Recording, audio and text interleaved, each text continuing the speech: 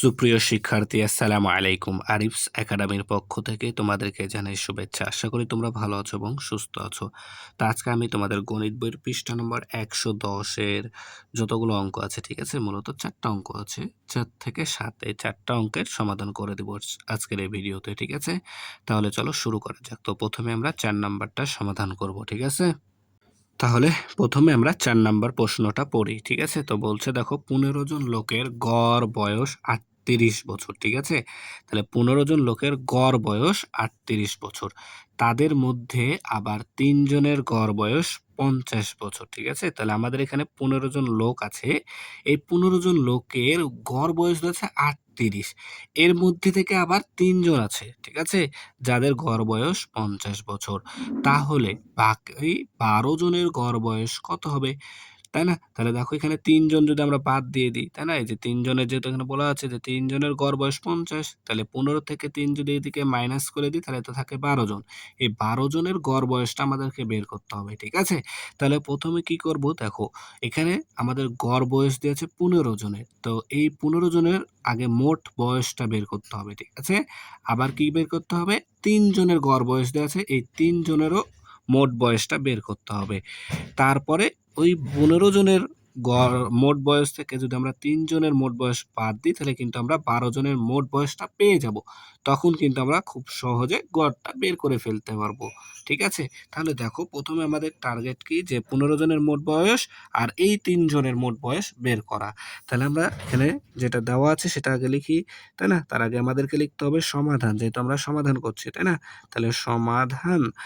তাহলে দেখো যে ১৫ জনের গড় বয়স দেওয়া আছে, তাহলে ১৫ জন লোকের, ঠিক আছে, লোকের গড় বয়স, তাই না? গড় বয়স কত দেওয়া আছে আমাদের? ৩৮ বছর, ঠিক আছে। ১৫ জন লোকের গড় বয়স দেওয়া আছে ৩৮। তাহলে এখান থেকে প্রথমে আমাদেরকে মোট বয়স বের করতে হবে। তাহলে অতএব ১৫ জন লোকের লোকের মোট বয়স। তাহলে কি করতে হবে আমাদেরকে এখন? যদি আমরা গড় থেকে মোটে যাই, তাহলে কি করতে হবে? লোকের সংখ্যা দ্বারা গড় বয়সকে গুণ করতে হবে। তাহলে লোকের সংখ্যা আমাদের ১৫ আর গড় বছর আছে ৩৮ বছর। তাহলে গুণ করে দিলে আমাদের মোট বয়সটা চলে আসবে, ঠিক আছে। তাহলে দেখো যদি আমি এখানে গুণ করি ৩৮-কে ১৫ দ্বারা, তাহলে দেখো ৫ × ৪০ শূন্য, হাতে থাকে ৪, ৩ × ৫ = ১৫ আর ৪, ৩ × ৫ = ১৫ আর ৪, ১৯, ঠিক আছে। তাহলে এক অঙ্কের কাজ শেষ, তাই এখানে একটা শূন্য, তারপর ৮ × ১ = ৮, ৩ × ১ = ৩, তাহলে ০, ৮ × ৯ = ১৭, ৭, হাতে থাকে ১, ৩ আর ১ = ৪ আর ১ = ৫, ৫৭০ বছর। তাহলে দেখো ১৫ জনের মোট বছর পেলাম আমরা ৫৭০, ঠিক আছে। এখন আমাদেরকে বের করতে হবে কি? ৩ জনের মোট বয়স। তাহলে দেখো এখানে ৩ জন লোকের আমাদের গড় বয়স দেওয়া আছে, ঠিক আছে। তাহলে ৩ জন লোকের গড় বয়স, গড় বয়স কত দেওয়া আছে আমাদের? দেওয়া আছে ৫০ বছর। ৩ জনের গড় বয়স ৫০ বছর। তাহলে এখন আমাদের এই ৩ জনের মোট বয়সটা বের করতে হবে, তাই না? তাহলে অতএব ৩ জন লোকের ৩ জন লোকের মোট বয়স ৩ জন লোকের মোট বয়স কি করতে হবে? তাহলে লোকের সংখ্যাকে কি গড় বছর দ্বারা গুণ করে দিতে হবে। তাহলে ৩ × ৫০ বছর, ঠিক আছে। তাহলে দেখো ৫০-কে যদি আমরা ৩ দ্বারা গুণ করি, ৩ × ৫ = ১৫, তাহলে ১৫০ বছর, ঠিক আছে। তাহলে এখন দেখো আমাদের মেন থিম এখানে কি? ১৫ জনের মোট বয়স পেয়েছে আমাদের ৫৭০, আর ৩ জনের মোট বয়স পেলাম ১৫০, ঠিক আছে। আর আমাদের প্রশ্ন চেয়েছে ১২ জন লোকের গড় বয়স কত? তাহলে দেখো আমরা যদি এই ১৫ থেকে এই ৩ জনের বয়সটা বাদ দিয়ে দিই, ঠিক আছে, মোট বয়স বাড়াবে কার? বলতো ১২ জনের মোট বয়সটা বাড়াবে, তাই না? তাহলে আমরা দেখো এখন বের করি যে অতএব কি, তাহলে এখানে তাহলে আমাদের কি বাড়াবে এখন? এখানে ১২ জন লোকের, অতএব ১২ জন, আচ্ছা, ১২ জন লোকের মোট বয়স, তাই না? মোট বয়স, অতএব ১২ জন লোকের মোট বয়স। তাহলে এই ৫৭০ থেকে আমরা ১৫০ বাদ দিয়ে দিই, তাহলে ৫৭০ বিয়োগ ১৫০ বছর। তাহলে বাদ দিলে দেখো ০ থেকে ০ বাদ দিলে ০, ৭ থেকে ৫ বাদ দিলে 2, 5 থেকে 1 বাদ দিলে 4, তাহলে 420 বছর। তাহলে দেখো 12 জন মানুষের, আমরা 12 জন লোকের মোট বছর বয়স পেলাম 420 বছর। তাহলে এই মোট বয়সকে যদি আমরা আবার লোকের সংখ্যা দ্বারা ভাগ করে দিই, তাহলে কি আমাদের গড় চলে আসবে, তাই না? তাহলে এখন কি 12 জন 12 জন লোকের 12 জন লোকের গড় বয়স তাহলে 420 ভাগ আমাদের আসবে 12 বছর, তাই না? তাহলে এখন 420-কে 12 দ্বারা ভাগ করতে হবে। তাহলে দেখো আমি যদি এখানে রাফ করি, তাহলে 12 দ্বারা 420-কে ভাগ করতে হবে, তাই না? তাহলে 12 ঘরের নাম হতো আমাদের 42, তার মানে 3 বারং 36, 3 বার যাবে, 3 বারং 36। তাহলে 12 থেকে 6 বাদে 6, ঠিক আছে? আর এই শূন্য এখানে নেমে যাবে, তাহলে 5 বারং 60। তাহলে দেখো আমাদের ভাগফল আসছে 35, অর্থাৎ 35 বছর। তাহলে দেখো 12 জন লোকের গড় বয়স কত, 35 বছর, ঠিক আছে? 12 জন লোকের গড় বয়স পেলাম আমরা তাহলে 35 বছর। তাহলে এখানে আমরা এখন লিখে দেবো উত্তর 35 বছর, 35 বছর, ঠিক আছে? তাহলে আশা করি অঙ্কটা বুঝাতে পেরেছি, ঠিক আছে?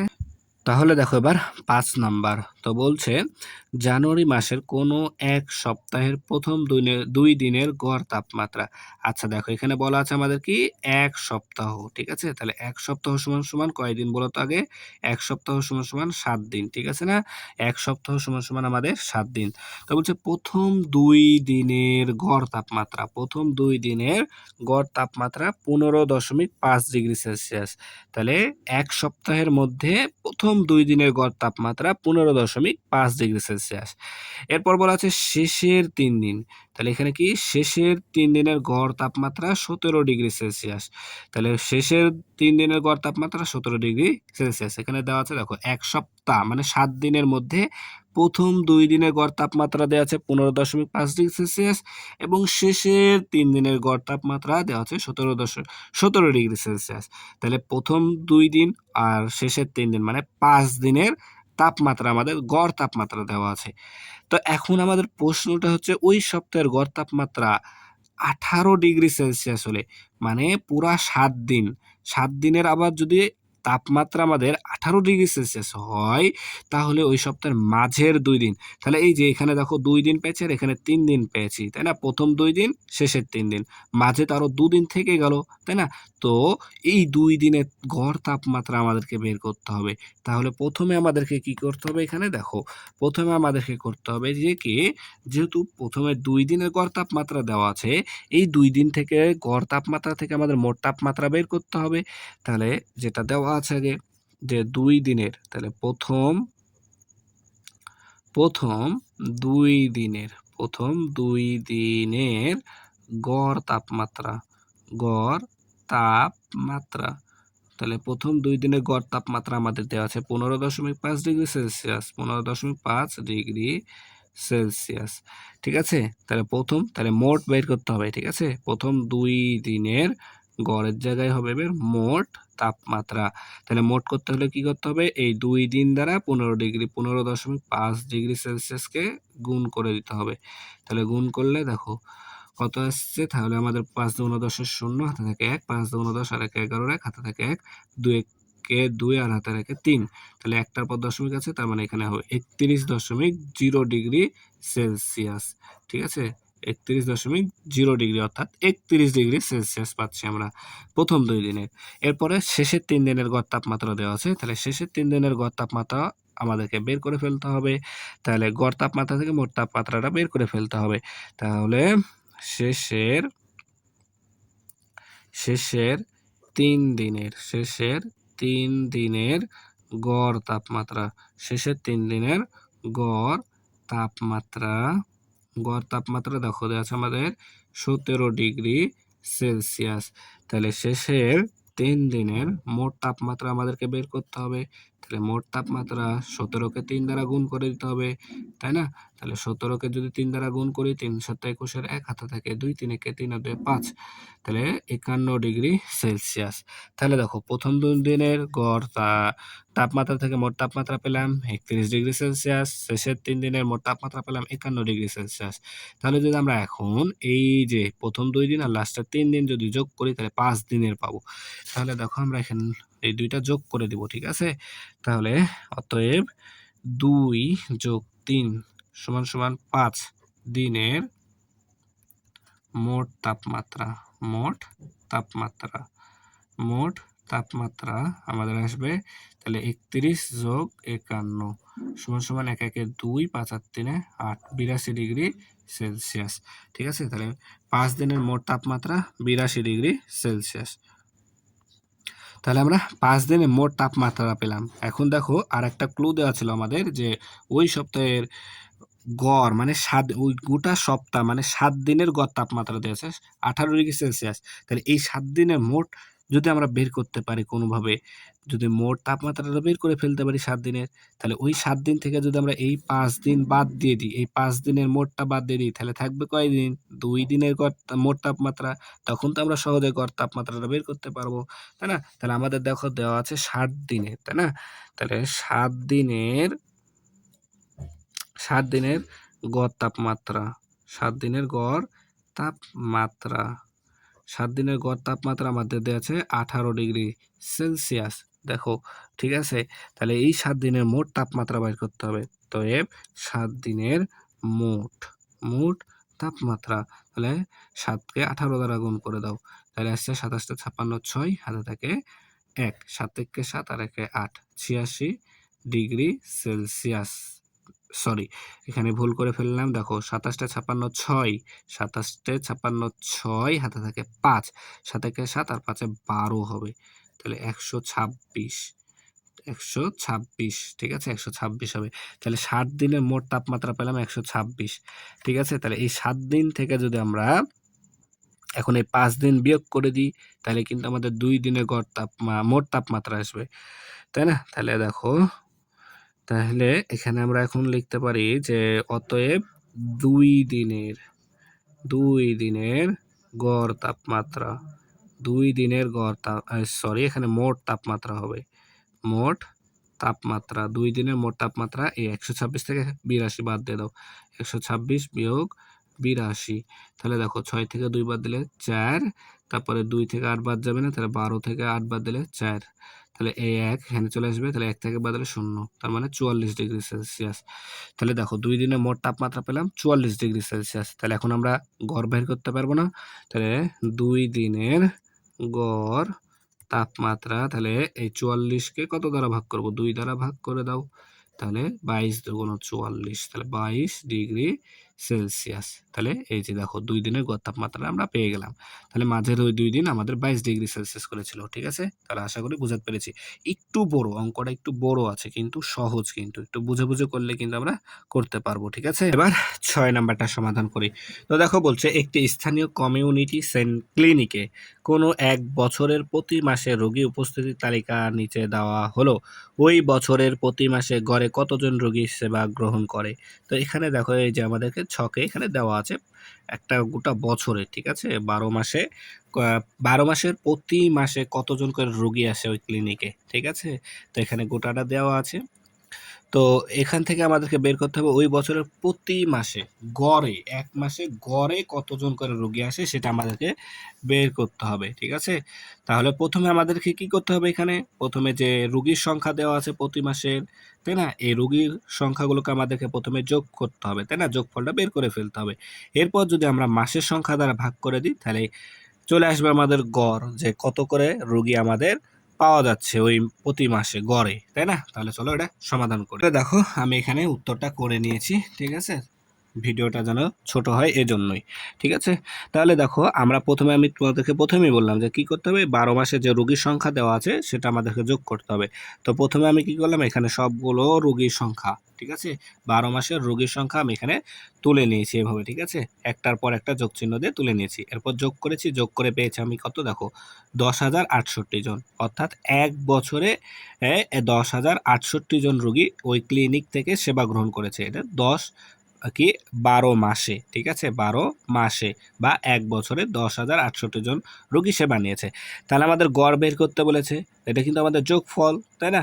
তাহলে অতএব প্রতি মাসে গড়ে রোগীর সংখ্যা, তাহলে এই যোগফলকে যদি আমরা ১২ মাস দ্বারা ভাগ করে দিই, তাহলে তো আমাদের উত্তরটা চলে আসবে। তাই আমি এখানে ১০,০৬৮ ভাগ ১২ জন রোগী, তাই না? তাহলে যদি আমরা ১০,০৬৮ কে ১২ দ্বারা ভাগ করি তাহলে আমাদের আসছে দেখো ৮৩৯ জন, ঠিক আছে? ৮৩৯ জন।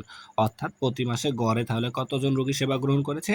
৮৩৯ জন, ঠিক আছে? তো এটা একবারে ছোট অঙ্ক একটা। ঠিক দেখো, তাহলে এবার দেখো ৭ নাম্বার বলছে গত সপ্তাহে আমাদের শ্রেণীতে মোট শিক্ষার্থীর উপস্থিতি নিচের ছকে তুলে সপ্তাহের গড় উপস্থিত নির্ণয় করো। ঠিক আছে? তাহলে দেখো এখানে এটা তোমাকে নিজে নিজেই পূরণ করতে হবে, দিয়ে সমাধানটা বের করতে হবে, ঠিক আছে? তো ধরো তোমার গত সপ্তাহে তোমার স্কুলে রবিবারে, ঠিক আছে? তোমাদের স্কুলে মোট ছাত্র ধরো ৭০-৮০ জন তোমার ক্লাসে ছাত্রছাত্রীর সংখ্যা ৭০ বা ৮০ ধরো।